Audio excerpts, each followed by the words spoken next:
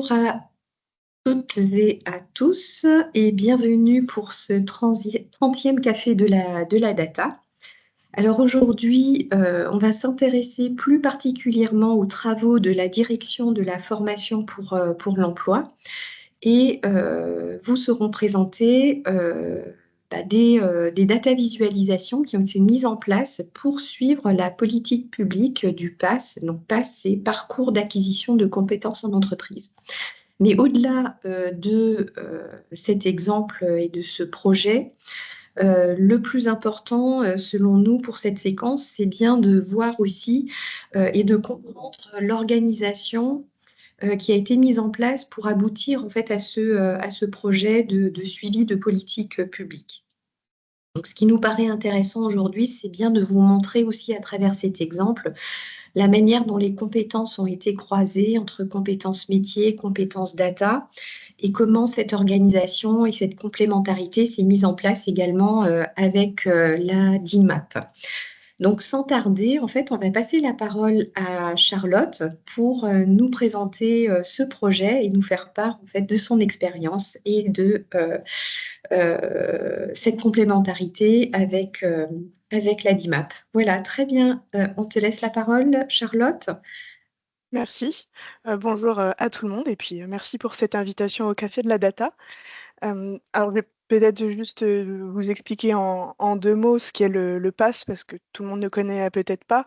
C'est un dispositif un peu particulier au sein du programme de formation régionale puisqu'il s'agit d'une période uniquement en entreprise de 4, 5 ou 6 mois pour des demandeurs d'emploi suivis par France Travail ou la mission locale et accompagnés par un organisme de formation.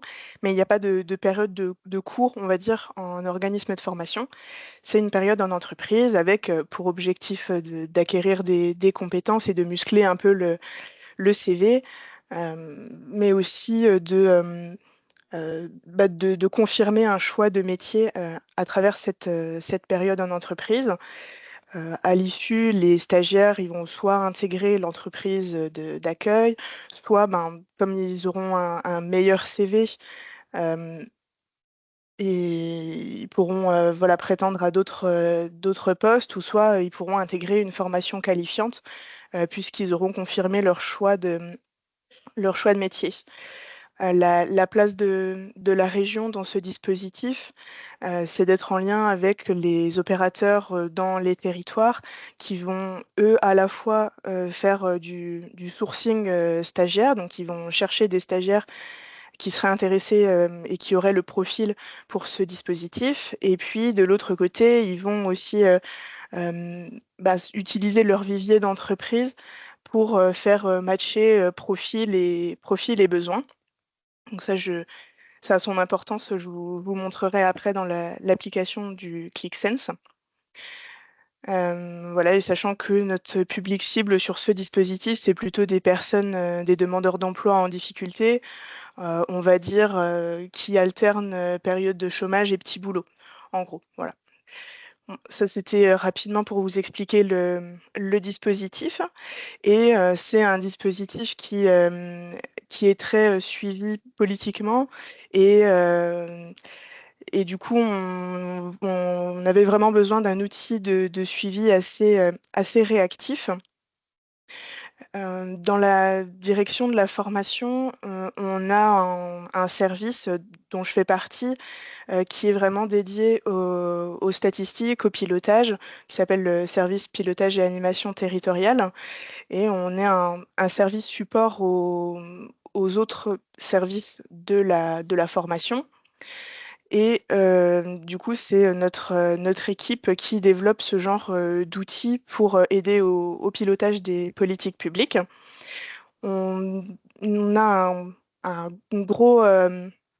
comment on dit, de grosses bases de données qui se trouve être le logiciel métier Athena, où on va avoir tout le suivi des stagiaires avec beaucoup d'informations sur les stagiaires, leur parcours, la formation qu'ils intègrent, etc.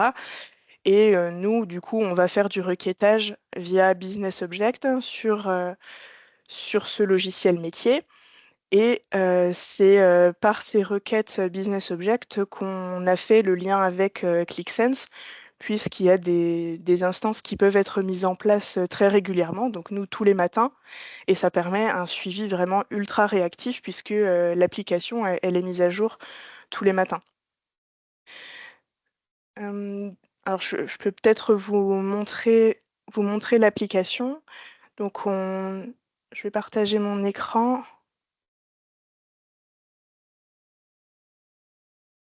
Donc, si ça vous intéresse après coup d'aller la voir, elle se trouve dans le flux région Grand Est et c'est l'application Pass 2023 puisque c'était sa nouvelle version qui a débuté en 2023. Et donc ça, c'est la première page qui va servir au pilotage, mais je vous en reparlerai après sur l'utilisation, on va dire, de l'application.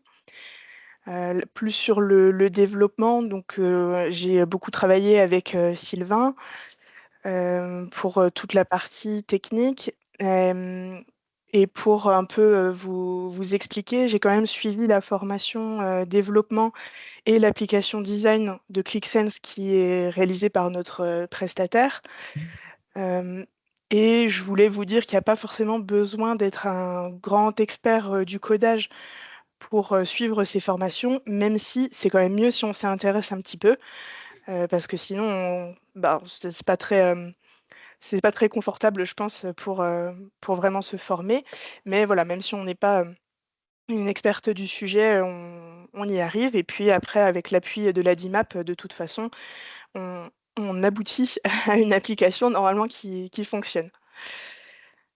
On arrive donc sur cette première page de chiffres clés qui nous montre la réalisation de l'objectif, donc qui est notre premier indicateur de suivi en termes de pilotage. Est-ce que tous les territoires arrivent à atteindre l'objectif de place qui leur était fixé? Bon, là, vous voyez qu'on n'est pas trop mal. On est fin septembre et on a déjà beaucoup de départements qui sont à 100%, voire au-dessus de 100%. Ça aussi, je vous en reparlerai après. On a une page ensuite sur le suivi des stagiaires, leur situation, le nombre d'entrées mois par mois, quelques informations sur les stagiaires, leur âge. Vous voyez que c'est beaucoup de jeunes, le poste qu'ils occupent pendant leur période en entreprise, et puis un onglet sourcing qu'on a aussi développé avec l'ADIMAP, euh, qui a l'intérêt de croiser, puisque c'est ce qu'on demande en fait à notre prestataire, croiser le sourcing des stagiaires, donc les potentiels stagiaires contactés, et le sourcing des entreprises. Et après, voilà, avec différents critères, on peut voir si ça match entre les deux. Et puis, en cliquant sur un territoire, ça permet de voir s'il y a un peu des trous dans la raquette en termes de sourcing. Voilà pour l'application et le côté un peu technique de cet outil. Donc, on a développé euh, donc entre ben, mon service, l'ADIMAP, et puis bien sûr les personnes qui sont en charge du dispositif directement dans le métier, donc la chef de pôle et puis les deux gestionnaires notamment, hein, qui sont les personnes qui connaissent le plus le dispositif et puis qui m'ont beaucoup aidé pour pour savoir quoi mettre dans l'application, faire les tests. Enfin, voilà, c'était vraiment un beau travail d'équipe. Pour l'utilisation ensuite du ClickSense, il y a un peu deux côtés, on va dire. Il y a le côté pilotage dans les territoires, puisque tous les mois, il me semble, il y a un copil avec les partenaires, donc les maisons de région, les prescripteurs, les conseils départementaux. Tout le monde est autour de la table pour voir si ce dispositif fonctionne bien et voir la consommation des places qui est faite. Et le gros avantage, c'est le gain de temps que permet l'application, puisque personne n'a en amont à préparer un fichier Excel avec du bâtonnage à partir de ce qu'on trouverait sur Athena, de savoir combien de stagiaires sont entrés, combien leur âge, etc. Personne n'a à faire ce travail puisqu'il est déjà fait en amont sur l'application. Il y a juste à se connecter. On sait qu'on a les données les plus fraîches possibles puisqu'elles datent du matin même. Et c'est peut-être un petit peu plus sympa comme visuel qu'un tableau Excel récapitulatif qu'on pourrait faire rapidement avant la réunion. Donc ça permet à la fois de dégager du temps, nous, aux collègues en maison de région et puis aussi aux prestataires, puisque pour nous, c'est plus intéressant qu'ils passent du temps à faire du sourcing que des fichiers Excel. Donc ça arrange a priori tout le monde. Et puis ça permet aussi le pilotage côté région avec des remontées à la hiérarchie, on va dire, puisqu'il y a des copiles régionaux avec Madame Coudy, notre DGA, et puis même une slide dans le cockpit DGS, donc le fameux cockpit dont on a déjà parlé dans les cafés de la data.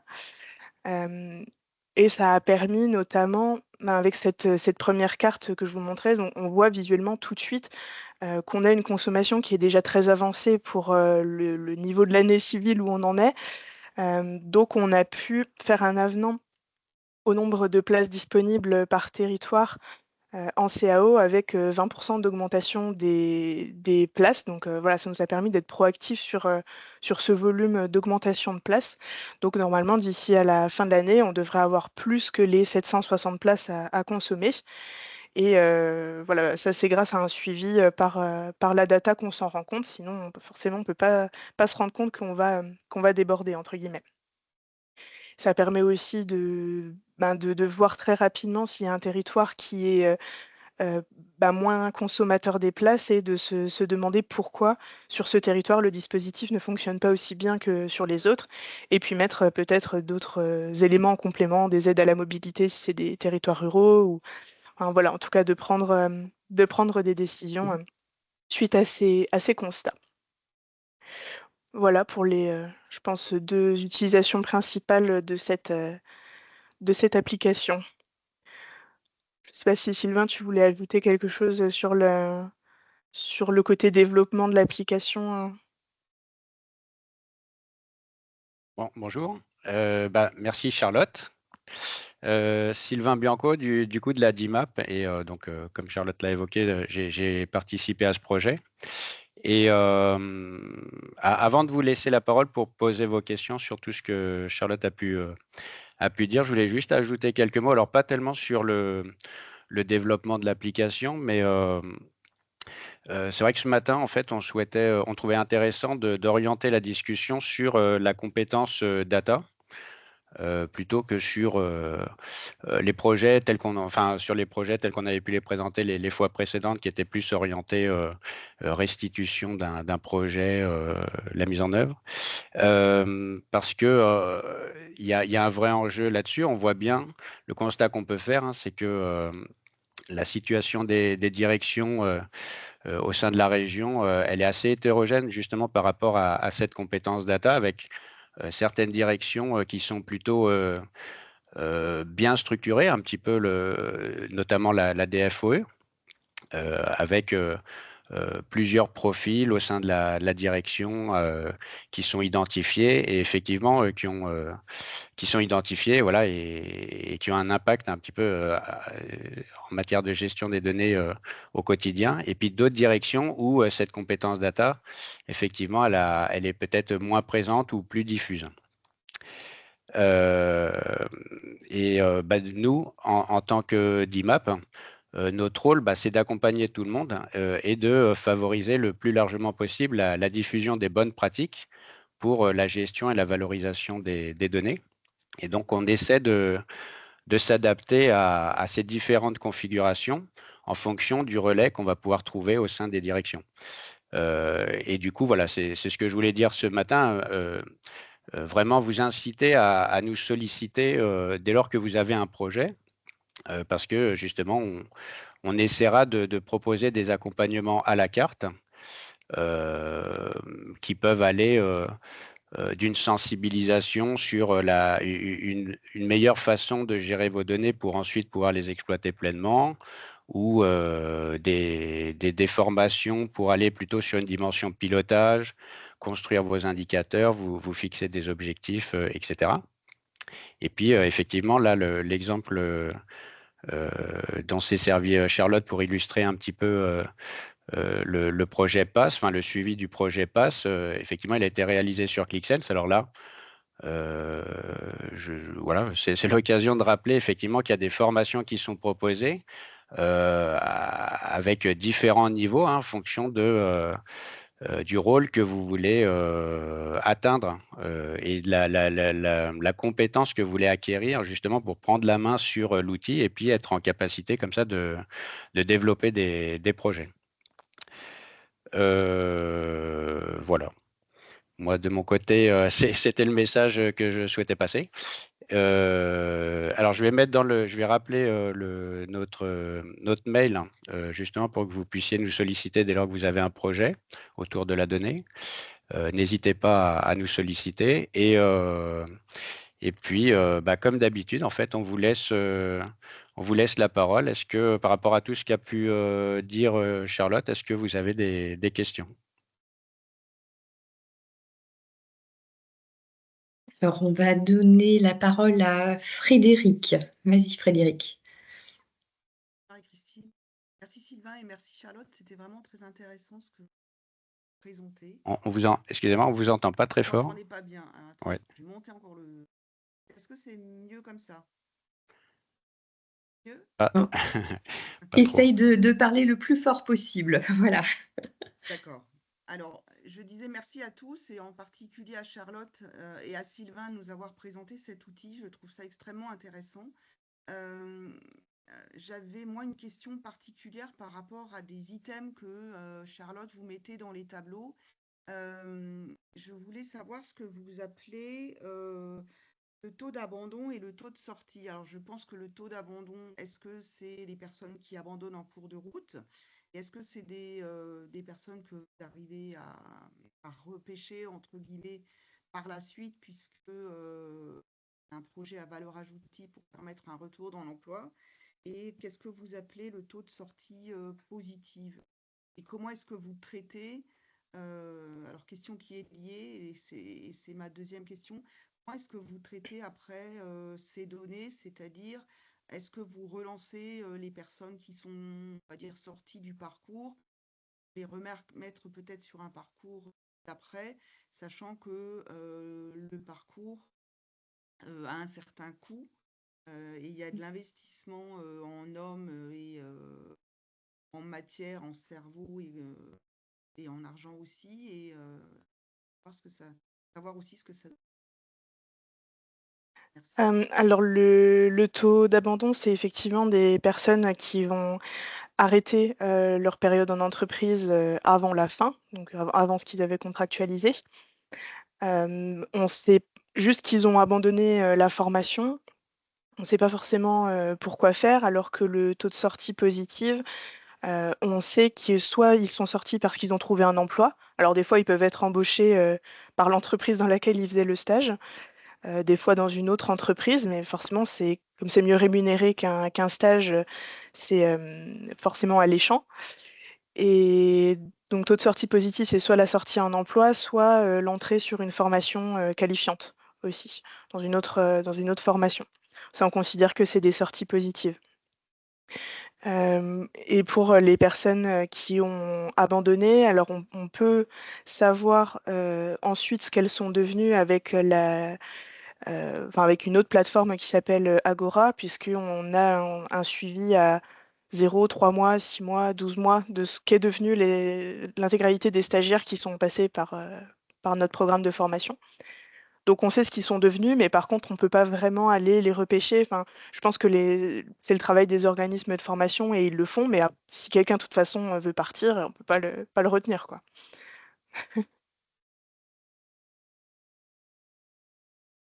Alors, est-ce qu'il y a d'autres questions? Perrine, à toi. Bonjour. Alors c'est pas forcément une question, juste pour compléter la question de l'abandon, puisque je suis sur une maison de région, la maison de région Saverne-Agno et je pilote le PASS à cette échelle-là. Donc en fait le lien il est fait avec les prescripteurs et l'organisme de formation. Hein. Il y a une jonction qui est faite quand il y a un abandon, l'information elle est transmise à la personne qui a positionné en fait le candidat pour que l'accompagnement puisse être repris et que le projet puisse être poursuivi avec la personne. Voilà.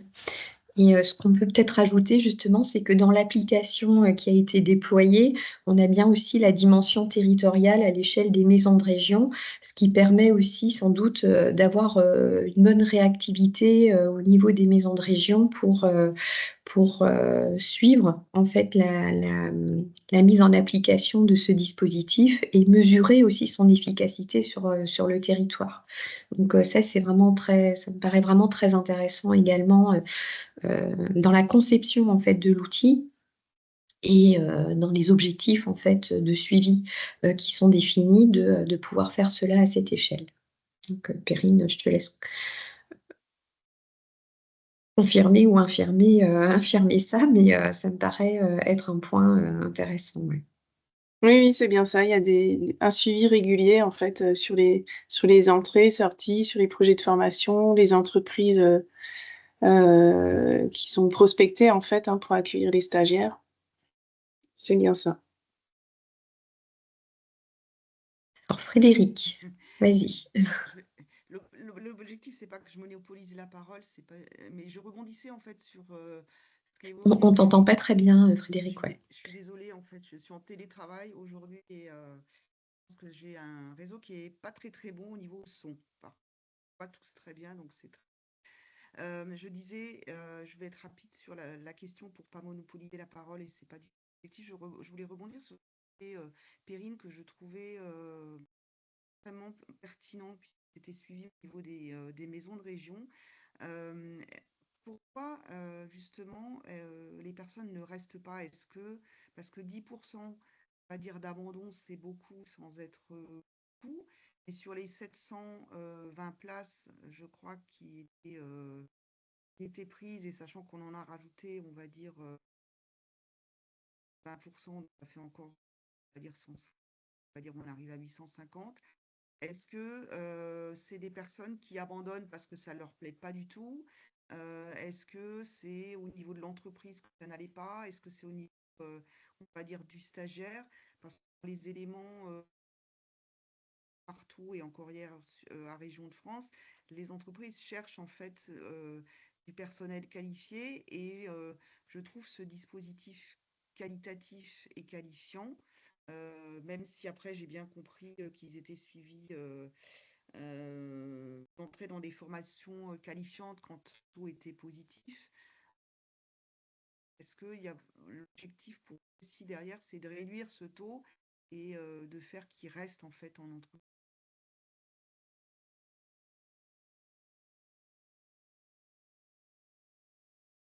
Après, je pense qu'il y a un taux incompressible, on va dire, d'abandon. Mais effectivement, c'est un des objectifs, c'est de le réduire. Ça passe notamment bah, par les prescripteurs. Après, c'est un dispositif dont une partie est aussi sert à orienter, et notamment, vous avez vu, c'est beaucoup un public jeune. Il y en a qui peuvent juste se tromper complètement de métier et se rendre compte, une fois arrivés en entreprise, que c'est pas du tout ce qu'ils voulaient faire. Et même si le projet il a bien été travaillé en amont, bah, une fois qu'on est sur place, on peut se rendre compte que ça convient pas du tout et vouloir abandonner du coup le stage, j'imagine. Mais oui, pour nous, c'est un objectif de le réduire en tout cas, ça c'est sûr, ce taux d'abandon.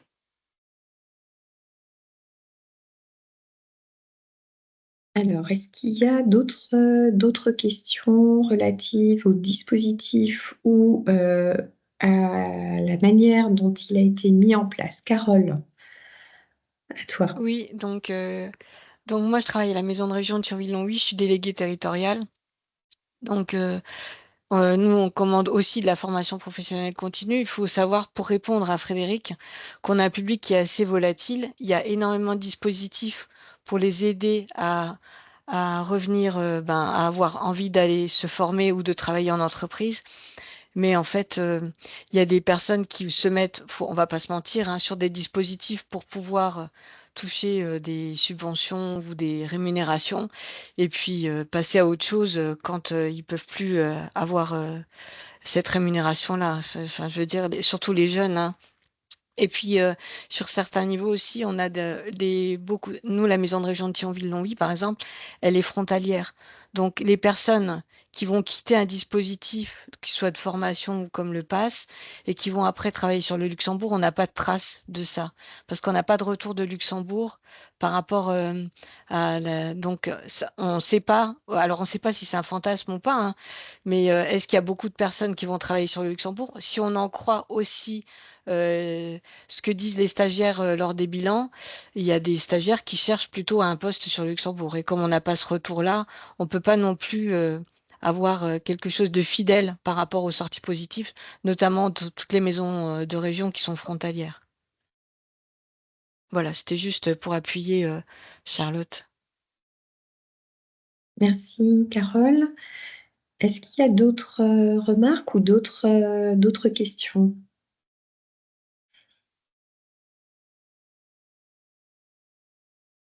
Non.